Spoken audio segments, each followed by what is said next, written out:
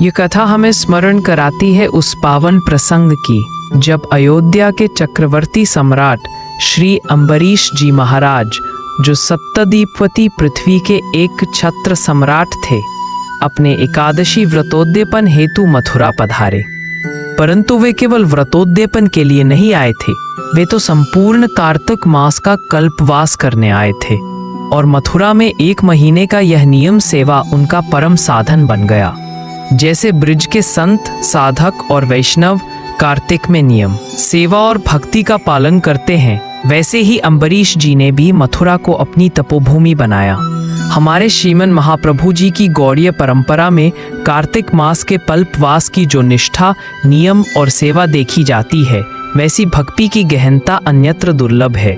आज भी देखो, राधा कुंड में कितने वैष्णव साधक निवास कर रहे हैं, कितने लोग भक्ति के नियमों का पालन कर रहे हैं। श्री रीप गोस्वामी जी महाराज ने भक्ति रसामृत सिंधु में 64 प्रकार की भक्ति का वर्णन करते हुए कहा है कि ऊर्जा व्रते विशेषतः वैष्णव कार्तिक मासम पूजयत, अर्थात प्रत्येक वैष्णव का कर्तव्य है कि वह कार्तिक मास का विशेष आदर करे।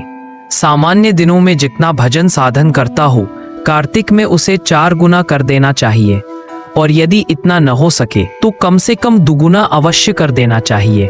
कार्तिक में दीपदान की भी विशेष महिमा है। यद्यपि दीपदान वर्ष भर करना शुभ है, किंतु कार्तिक मास का दीपदान अद्वितीय फलदायी है। हमारे ऋषियों महर्षियों ने यह सुंदर परंपरा बनाई कि चाहे कोई वर्ष भर दीपदान न करे, पर दीपावली पर तो अवश्य दीप प्रज्वलित करे। इस प्रकार कम से कम 1 दिन का दीपदान भी कार्तिक के पुण्य में सम्मिलित हो जाता है। परंतु शास्त्र कहते हैं कि वह दीपक तभी फलदायी है जब वह शुद्ध वेदलक्षणा भारतीय देशी गाय के घी से प्रज्वलित हो।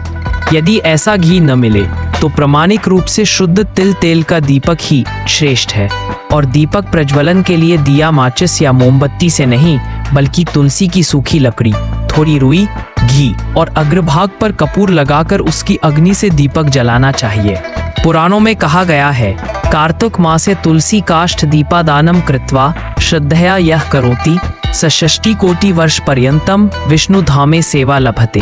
अर्थात जो कार्तिक मास में तुलसी की लकड़ी से श्रद्धा पूर्वक दीपादान करता है, वह 60 करोड़ वर्षों तक भगवान के नित्य धाम में सेवा का अधिकारी बनता है। और जो निरंतर दीपदान करता है, उसका पुण्य इतना अनंत होता है कि चित्रगुप्त भी उसका लेखा नहीं रख पाते। कहते हैं, वैष्णव का खाता चित्रगुप्त फाड़ देते हैं, क्योंकि उनके पुण्य की गणना असंभव है। इसलिए ऐसे वैष्णव कहते हैं, जय श्री कृष्ण, जय श्री कृष्ण, क्योंकि अब उनके पुण्य का सारा लेखा भगवान के चरणों में समर्पित हो गया है। जो दीपादान करता है, वह अपने पुण्य को स्वयं नहीं रखता। अनेन दीपादानाख्य कर्मणा श्री कृष्ण चंद्र प्रियताम नमः। वह कहता है, श्री कृष्णार्पणमस्तु, श्री रामार्पणमस्तु। और जब कर्म भगवान को समर्पित हो जाता है, तब वही कर्म अक्षय बन जाता है। अब सुनिए दीपदान की महिमा को स्पष्ट करने वाली एक अद्भुत कथा जो स्कंद पुराण में वर्णित है। एक सूर्यवंशी चक्रवर्ती सम्राट की रानी थी, अत्यंत धर्मपरायणा, दानशील और भक्ति में लीन। उसका हृदय दीपादान में अद्भुत प्रेम से भरा था। वह हर दिन कहीं न कहीं दीपादान अवश्य करती।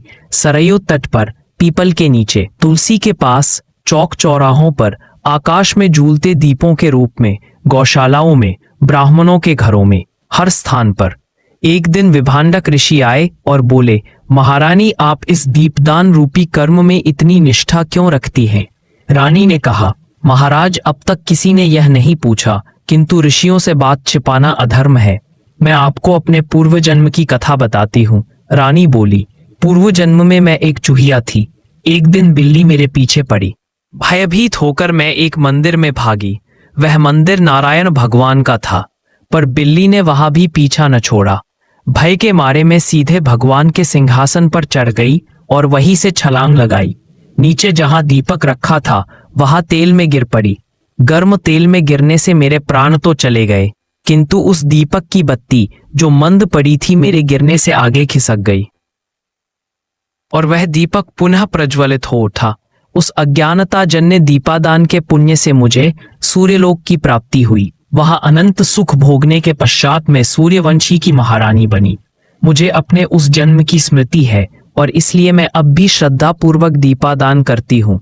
अज्ञानवश किया गया दीपादान भी इतना फलदायी हो सकता है, तो श्रद्धा पूर्वक किया गया दीपादान तो हमारे हृदय के अज्ञान रूपी अंधकार को सदा सर्वदा के लिए मिटा देता है। इसलिए शास्त्रों में जो 60 करोड़ वर्ष का फल बताया गया है वह केवल संख्या नहीं, अनंत काल का प्रतीक है। भगवान के धाम की तो मर्यादा है, यद गत्वा न निवर्तन्ते तद्धाम परमम मम, जहां से लौटना नहीं। इसलिए ऋषियों ने इस असंख्य फल को भी संख्या में बांधकर बताया ताकि मनुष्य उसकी महत्ता समझ सके। और यदि कोई व्यक्ति पूरे कार्तिक मास में दीपादान न कर सके तो केवल एकादशी से पूर्णिमा तक दीपादान करने से भी वही फल प्राप्त होता है जो पूरे महीने के कल्पवास का होता है। परंतु ध्यान रहे, उस पुण्य को अपने पास न रखो भैया। संसार रूपी चोर और डकायत अहंकार, आसक्ति, कामना उस पुण्य के पीछे लगे रहते हैं, इसलिए उसे तुरंत भगवान को अर्पित कर दो। श्री कृष्णार्पणमस्तु। ऐसा अर्पण ही सच्चा फिक्स्ड डिपॉजिट है जहां किसी चोर का हाथ नहीं पहुंचता। और इस अर्पण से एक अद्भुत लाभ और है, अहंकार का विनाश।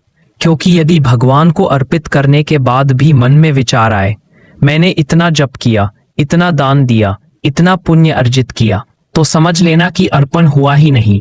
जब समर्पण पूर्ण होता है तब मैं का भाव समाप्त हो जाता है, केवल प्रेम है। अब समझिए, 7 पुरियां मोक्षदायिनी है। अयोध्या, मथुरा, माया, काशी, कांची, अवंतिका और द्वारका।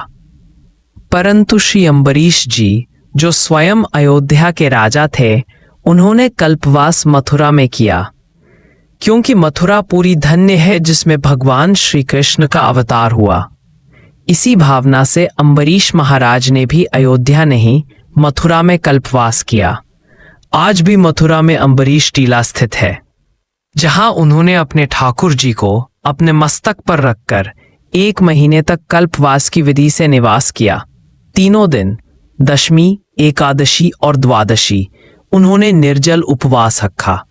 इसीलिए शास्त्र कहता है, व्रतांत कार्तिकेया मासी त्रिरात्रम समुपोषिता स्नातः कदाचित कालिंद्याम हरिम मधुगने रचयन।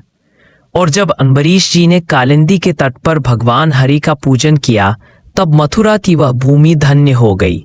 जय हो श्री अम्बरीश जी की तपश्चर्या की, जय हो मथुरा धाम की, जय हो कार्तिक दीपदान की, और जय जय श्री राधे, जय श्री कृष्ण।